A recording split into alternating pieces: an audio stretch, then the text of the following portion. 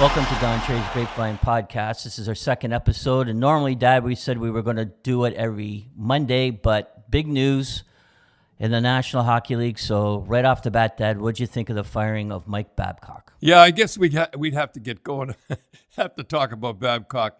You know, when you see the president fly out on a road trip, and then you see the general manager fly out on a road trip, then you see the coach of the minor team, the Marlies, fly out on the same trip.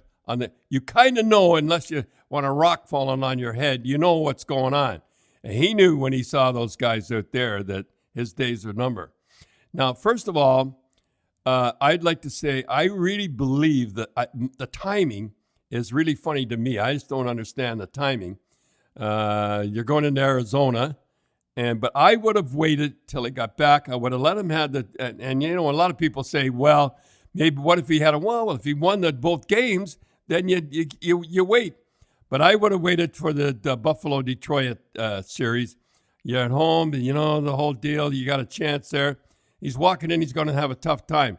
Now let's just talk about Keith.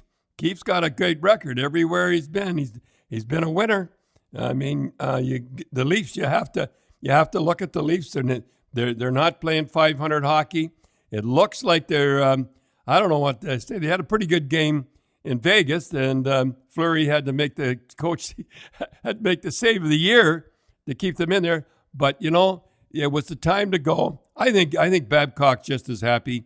I really do believe, and I really strange. He thanked the three.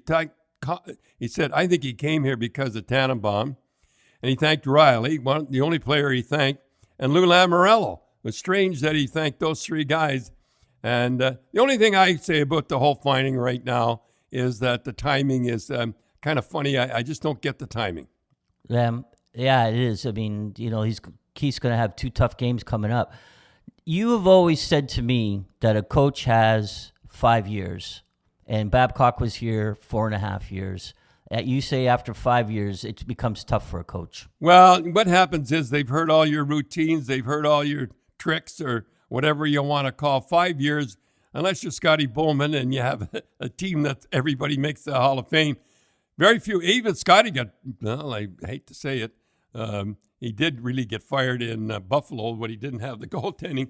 But unless you're Scotty Bowman, everybody, I remember the very first time that I was really thrilled. I got made coach, and I heard a reporter ask the guy back at me, Doug Adams, general manager, well, how do you think Cherry'll do? I said, I don't know. They're all hired to be fired, and we all get fired. And I think I knew I was in the fifth year. I was in tough shape. I'll tell you a funny story. What happened? Well, it's not funny, I guess, when you get fired. But what happens is everybody kind of stays away from you. The trainer, well, he doesn't want to get too chummy with you because you'll be one of their guys gone. And the scouts, well, you don't want to get too chummy with you. Everybody starts staying away from you. And I often tell the story that for 5 years in a row, I got a new equipment bag and on the road and everything. And then Boston Bruins, Don Cherry coach. And my last year, I got a bag and it said, Boston Bruins coach. I know I was in trouble. Did when you were playing, did you ever, was the coach ever fired midway through the season and then came in? No, I can't remember any coach that I was never ever, any coach that when I played, coaches were never fired during the season. I don't know.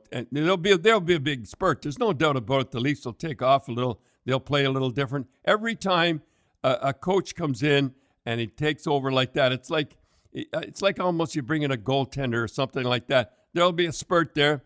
They'll have a new thing, and hey, half the guys there, Keith knows them. So, and like I said, he has a pretty good record. I think he's 10-2 in Marlies, and he's won a few championships down there. So we'll see. As they say, we'll see what he can do. You know, it's funny when they let Lou Lamoriello go, who went to the Islanders, and as we speak, I think they're 13-2 or something like that. You see the two guys that Lou picked up. He picked up Komarov, or whatever you call him. He was a Russian, but he caused a lot of trouble. Now, banging around, smashing, and he was ready to go. But the first guy he picked up was Martin. And let me tell you, boy, there's nobody tougher in the league than Martin. and he plays with Cutter Butt there. A few guys, Cecily, that guy from, how do you pronounce that guy's name from? Casey Tzidkikas. Tzidkikas. He's from Mississauga here, boy. That's the best fourth line. I don't call it a fourth line. Yeah, Lou knew what he was doing when he picked up those guys. You need that tough guy. So at Leafs, let's hope they do better. I hope they do better because I'm a Leaf fan ever since I was a kid. So, Dad, Keith's coming in and he's, from the American League, and he's going in and he's going to be coaching in the National Hockey League now. What do you feel he needs to do? Well, the funny thing is he's got a position that I don't think many coaches have. Most of the players know him. Most of them come from the Marlies, so he'll have to go in. He's got a good reputation. I know this is what he's been working at. Must have been tough on Babcock to know that they had a guy waiting in the wings just ready to come in. And Dubas, they both were in the Sault Ste. Marie, and they were just waiting to come in. So it must have been tough on Babcock, knowing they had a beautiful guy waiting in the wings, just hardly wait to take over. Yeah, I always remembered when I got fired, the guy went going in, and I just hope he doesn't say something to the effect, well, they'll be in better shape, they'll play a better system, because that's a real put down. So far, he hasn't said a word. I hope he keeps his mouth shut and just coaches. I remember the first time I was fired, and you have an idea. I mean, you're not stupid. The guy's calling you into the office and everything. So I got called into the office, and I remember Doug Adams. He was a good guy and everything. He just following orders from above. And he sat down. I remember he was smoking a little cigarillo or whatever they call it. And he said, we're making a change in your department. And honest to God, for about 10 seconds, I thought, who's in my department? And I thought, it was me. And I was gone. And, I have to tell you, they had a secretary there. I won't tell you what I called her to myself. And she snickered as I was walking out. And I remember they had a PR guy. He was a good guy. I guess he was a good guy. He snickered too. I think they were happy I was fired. I went out and I closed the door. Then I went back in. I said, you should never snicker and laugh at me after a bad thing happens to me because I'm like a bad penny. I'll be back. So let's, maybe we'll talk a little bit about Colorado. And just before we get into that, there was kind of a feeling something was going to happen. And it was the last game of the season, and we were playing Pittsburgh, and you couldn't believe the snowstorm that was raging. And we had a complete sellout because I think a lot of people knew something was coming. And I remember you were wearing a big 10-gallon hat, cowboy hat, and as you walked off the ice, all the players put their sticks in the air, and you walked underneath their sticks. And then tell us what happened after that game.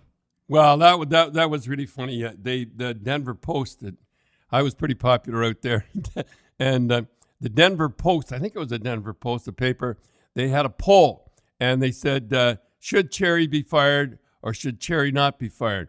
And I remember it was 3,500 wrote in, said I should stay with the club, and 52 were written in or whatever they do, and they said I should be fired. And then the paper phoned me, and I said, I didn't know Ray Miron had 52 friends. But I made fun of it. But let me tell you something. That's tough on Babcock, and it's tough on the families. I was the highest paid coach in Denver in the National Hockey League, but it didn't matter.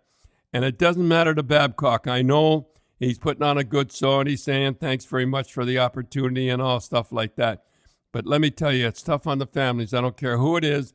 When you get fired, and he believes that he could have turned this team around. I mean, if you didn't believe in yourself, then who do you believe in? It's tough on him, I'll tell you that. It's tough on his family, and I wish him best of luck. As we go, I'd like to talk. It's not a very nice thing to be fired, believe me. And I've been involved in it, and it really does hurt your family. But I remember when I was coaching. And I remember a guy named Billy Ray. He was a coach of Chicago. He's quite successful. And when they get rid of him, I remember he was on the road, and not funny, and he was taking his coat off, and he saw a note being shoved underneath the door. He picked it up, and he said, "You're fired." Now, that's pretty tough. I think a few more was Bill Gadsby. I think I remember reading about this one, that Bill Gadsby was coach in Detroit, I think his record was 2-0. He had a great record. And they called him in and said, you're going to be fired because you don't look good behind the bench. Now, I don't know I guess I look good behind the bench. One thing I did is look good behind the bench. But I think one of the funniest ones, and I guess they're all funny, that Harry Neal, when he was within Vancouver, he was the general manager. And Roger Nielsen, they were sitting in a hotel room, and Roger Nielsen was sitting watching television with him. And the owner phoned and said, I want you to fire Roger Nielsen. And Harry said, gee, I don't want to, I will not fire Roger Nielsen. I will not fire him. He's a good coach. And the owner said, and I think this is the story behind all firing in the National Hockey League or any sport. He said, gee, I hate to see two guys leave. Well, there you are, Don Cherry's Grapevine, number 2. We didn't usually do it like this, but when Mike Babcock, a good guy, gets fired, when a guy gets fired like that, we do an extra one. Now, I've been told by people that listen, I think we're up around 100,000 people, that they would like us to more, or like me to more, to talk about the National Hockey League, which I will. I'll get in right up to date on the National Hockey League. You won't have to get any other information but here. And we are also going to talk about fine broth of a lad, Boston strong boy. I always call him fine broth of a lad, Terry O'Reilly, this Monday.